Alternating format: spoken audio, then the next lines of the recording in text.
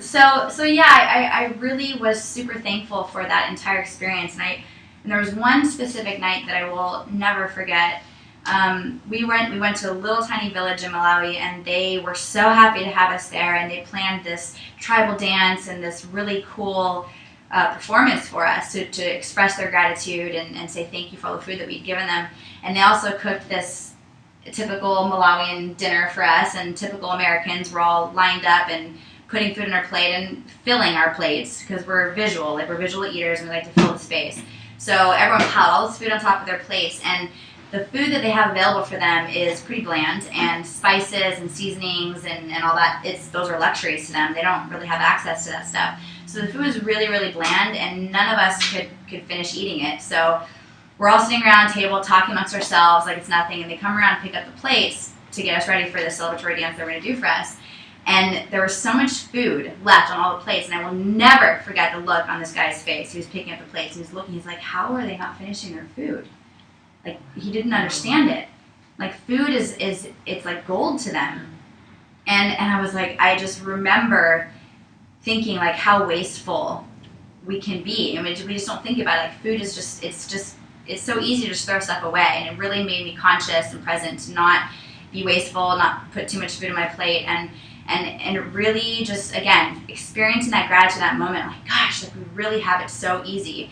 And the suffering that we experience over here is when we are comparing ourselves to other people, like, you know, their grass is greener, she's taller, she's prettier, he's smarter, he's richer, always comparing ourselves, wanting more and not ever having enough, and not realizing that we are enough, who we are in this exact moment, and that gratitude is an inside job. But gratitude is not something that you get once you reach that destination. It's already going to be within you. Like, that's where it comes from. It doesn't come from the new car or the new job. Like, you decide if you're going to experience gratitude or not. And so I was really, really happy to hear that share this morning, because it really brought me back to, like, really how blessed we are. We really are. I love that. Thank you, Jenna.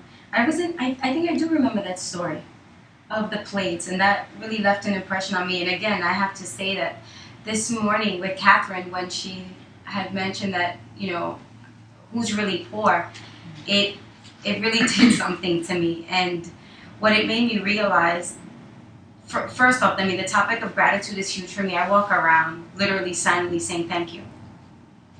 I literally walk around saying thank you to the smallest of things. And what it has done for me, it's created a huge shift of just happiness. So I know that we all go through our days, and we go through some things, and, you know, we talk about a toolbox, and we talk about how to get into a space or how to shift. If you just take a moment, whatever you're feeling, and just say thank you, or say something that you're grateful for, there is a shift. Like, there's this quick, because you're no longer in a space that I have found of wanting, but I'm in a space of I have.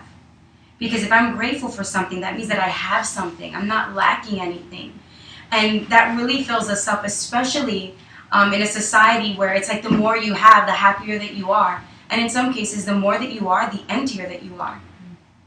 So like Jenna, how you mentioned, it's not an external thing, it's an inside thing. Absolutely. And it comes even deeper to the smallest of things. Today I had the opportunity of sharing with the ladies a visualization, and as I was going through it, I realized just being thankful for my breath, thankful for the fact that I can hear, that I can see, and just these little things that they're not little. As I just said that, I realized they're not little, they're huge. And when you can bring it down to something like that, it's like, what else do you need? Mm-hmm. Really, what else do you need? I believe in one of the biggest things in this world is love. And to me, the second is faith and gratitude. Gratitude transforms. Gratitude will literally transform a space. And again, it's just a blessing to have this topic, and it really moves me because it has changed my life on so many levels. Even things that didn't serve me at the time that hurt me, situations and conversations with friends that have hurt me, it's like, thank you. You know, it gave me an opportunity to grow. And I have to share something. I'm in a program called The Next Level with Monica Zantz. And I kind of felt that she put me on the spot today, right? Which I know she knows that she did. And I took a moment and I said, thank you for the opportunity. And I went from being oh my gosh, I want to serve, and I want to make sure that I'm coming from my heart to thank you. Whatever I say is going to come perfect, I'm saying thank you and thank you for that opportunity. So gratitude, love, and just it's a huge shift changer for myself, and so I couldn't be more excited to talk about gratitude. Wow. I'm so full of gratitude right now. My name is Tan. I just recently lost my grandmother, and it has been the most awakening moment of gratitude that I've ever experienced in my life. And a lot of people, the world, are so conditioned to someone pass, so, oh, I'm so sorry, and then you expect the tears and the whole bit, but it's been a completely different transformational that has happened in my life, going to my grandmother's home, opening up her safe, and realizing that she had everything taken care of.